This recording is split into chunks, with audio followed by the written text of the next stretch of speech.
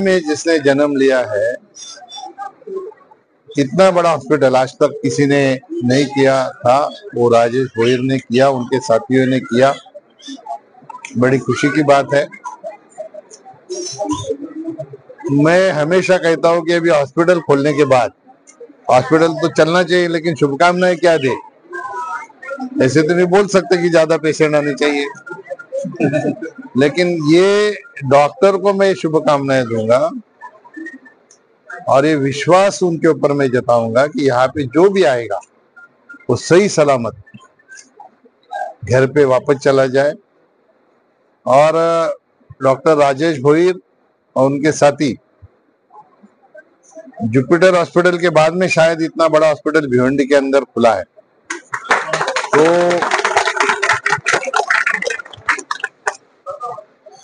गरीब जनता के लिए सेवा भाव से काम करे, पैसे को ना देखते हुए सेवा भाव से अगर काम होगा तो निश्चित तौर पर ये प्राणा हॉस्पिटल का नाम भी बड़ा होगा। मुझे और एक इस बात की खुशी है कि हमारे भिवंडी के ही कुछ डॉक्टर लोगों ने मिलके 1 महीना पहले थाना में कापुरबाड़ी में ऐसे एक हॉस्पिटल खोला। हमारे यहाँ के लोकल जो डॉक्टर है वो अच्छी तरक्की कर रहे हैं। इसका मतलब ये है कि उन्होंने अपने प्रैक्टिस के माध्यम से जनता में विश्वास तैयार किया है, जनता के मन में विश्वास पैदा किया है, इसलिए हमारे सारे डॉक्टर तरक्की कर रहे। इससे ज्यादा खुशी की बात और कुछ हो नहीं सकती है। मैं जनता से आह्वान करूंगा, बीमारी कुछ भी हो, छोटी भी हो, तो लोगों को बदन के ऊपर बीमारी झेलने की आदत होती है, कल अच्छा होगा, कल अच्छा होगा, ऐसा ना करते हुए तुरंत इलाज के लिए अगर डॉक्टर के पास जाए तो बड़ी बीमारी नहीं होती है। तो यही जनता से मेरा आग्रह रहेगा कि आप हमारे यहाँ पे, हमारे लोकल अच्छे डॉक्टर है, हमारे रिश्ते में हमारे परिचित है, तो इनको सपोर्ट करने के लिए जनता ने भी आगे आने की जरूरत है। और मुझे पूरा विश्वास है कि आने वाले दिनों में ये प्राणा हॉस्पिटल का नाम भिवंडी के अंदर 1 नंबर पे आएगा। ऐसे में यहाँ उपस्थित सभी की तरफ से डॉक्टर राजेश भोईर को शुभकामनाएं देता हूँ। पॉझिटिव्ह एनर्जी म्हणून आज मी एक प्रगती करत आहे आणि एक सुपर स्पेशालिटी हॉस्पिटल आपण इथे स्टार्ट करत आहोत। त्याबद्दल मी, माझा परिवार, आई वडील, बहिणी, माझे मित्र, त्यानंतर माझे सहकारी, तुमच्यासारखे हितचिंतक यांचे सर्वांचे मी आभार मानतो। तसेच कपिल पाटील साहेबांचे स्पेशल मी आभार मानतो की त्यांनी मला प्रत्येक वेळी एक प्लॅटफॉर्म तयार करून दिला। मागच्या वेळेस देखील काही ग्रामीण भागातील लोकांना सेवा पुरवण्यासाठी काही गाड्या उपलब्ध करून दिल्या, त्याच्या मार्फत आम्ही जवळजवळ 3 लाख पेशंट पर्यंत पोहोचलो आणि ती सेवा तुमच्या मार्फत आणि साहेबांच्या मार्फत आम्ही गोरगरिबांपर्यंत पोहोचवली आणि आज आपण हे सुसज्ज असं हॉस्पिटल तयार केलं। ज्यावेळेस खरोखरच कॅन्सर सारखा रुग्ण येतो आमच्याकडे आणि त्याची परिस्थिती, आर्थिक परिस्थिती बिकट असते, अशा प्रसंगी आम्हाला त्या रुग्णाला मदत करावीशी वाटते। मग काहीतरी प्लॅटफॉर्म तयार व्हावा म्हणून मी प्रयत्न करत होतो। खूप स्ट्रगल, खूप अडचणी आल्या, तरी देखील आम्ही काही स्टेप्स पार करत आज जवळजवळ आजच्या दिवशी 1200 पेक्षा जास्त कॅन्सरच्या रुग्णांना किमोथेरपी आम्ही मोफत दिली। म्हणजे सामाजिक बांधिलकी जपून आजपर्यंत आपण एक काम करत आलेलो आहोत।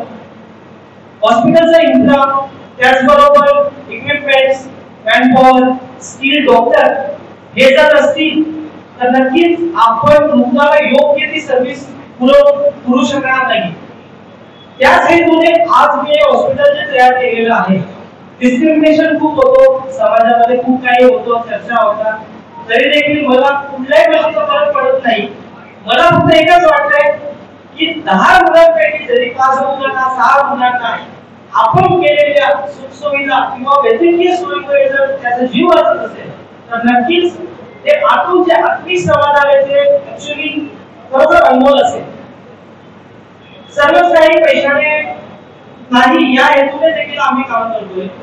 डायलिसिस सारखी सेवा करून आपल्या भिवंडी ग्रामीण भागामध्ये डायलिसिस सेंटर फार कमी आहे.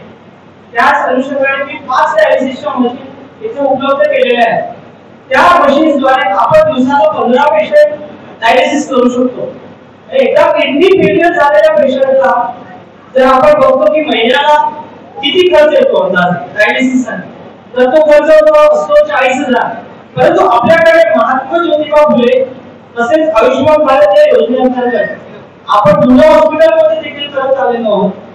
इथे देखील आपण सेम सुविधा आयुष्यमान भारत आणि महात्मा ज्योतिबा फुले योजनेमध्ये आपण पुरवला आणि ही शाश्वती मी तुम्हाला देतो, कारण तुम्ही प्रत्यक्ष बघितलेले आहेत की सगळी मुवमेंट जागेवर आलेले. तर या पुढे देखील अशी उत्तरोत्तर काही जर आम्हाला संधी मिळाली तर नक्कीच आम्ही यापेक्षा वेगळे प्रोजेक्ट्स करू. थॅलेसिमिया सारखा आजार, कॅन्सर सारखा आजार, हल्लीची लाईफस्टाईल फारच बदलत चाललेली आहे. तुम्हाला माहिती आहे की 5 वर्षापूर्वी कॅन्सरचे प्रमाण भारतामध्ये 10 लाख होते, तर ते आता 20 लाख 25 लाखाच्या दरात वर्षाला नवीन पेशंट सापडत आहेत. त्याचं कारण आपली जीवनशैली, आपलं खानपान, आपण व्यायाम करत नाही, जंक फूड, या सर्व कारणांमुळे हे आजार वाढलेले आहेत. आणि अशा आजारांसाठी ट्रीटमेंटसाठी जे सेंटर असतात त्याची कमतरता आहे. ठाण्यापर्यंत पोहोचेपर्यंत एखादा हार्ट अटॅकचा पेशंट आहे तो पोहोचत नाही, तो मरून जातो. म्हणून त्या प्लॅटफॉर्म विचार करून आपण की आपल्या एरियामध्ये लोकांना जेव्हा गरज लागते तेव्हा ॲम्ब्युलन्स सेवा, कॅज्युअल्टी सेवा, इमर्जन्सी सेवा, कॅथलॅब सारखी सेवा आपल्या एरियामध्ये उपलब्ध नसेल तर एखादा हार्ट अटॅकचा पेशंट आहे तासभरात जर ठाण्याला पोहोचत असेल तर त्याला काही अर्थ नाहीये. म्हणून हे सगळे विचार करून आज 11 महिन्याची मेहनत आपण हे हॉस्पिटल पूर्ण केलेले आहे. खूप अडचणी आल्या तर माझा मित्र सगळं खूप मोठा आहे, सर्वजण होते, गोविंदा, त्यानंतर विशाल, देवेंद्र, ऋषिकेश, समीर, त्यानंतर सुधाकर, मात्रे साहेब, हे त्यांनी पूर्ण मदत करून हे आज प्रोजेक्ट पूर्ण उभे केलेले आहे आणि आज आपण हे पूर्णत्वास आणलेलं आहे. आणि सर्वांनी मेहनत करून आज आम्हाला इथपर्यंत आणण्याचा जो हे दिला आहे की वाव केली, त्याबद्दल मी तुमचे आभारी आहे. साहेब आले तसेच इतर मान्यवर इथे आहेत, त्यासाठी मी त्यांचे आभारी आहे. आणि असंच आशीर्वाद आमच्यावर राहू द्या दुसरे प्रोजेक्ट करताना की जेणेकरून आम्ही जास्तीत जास्त गरीब जनतेला आम्ही सेवा व वैद्यकीय सेवा करू शकतो. धन्यवाद.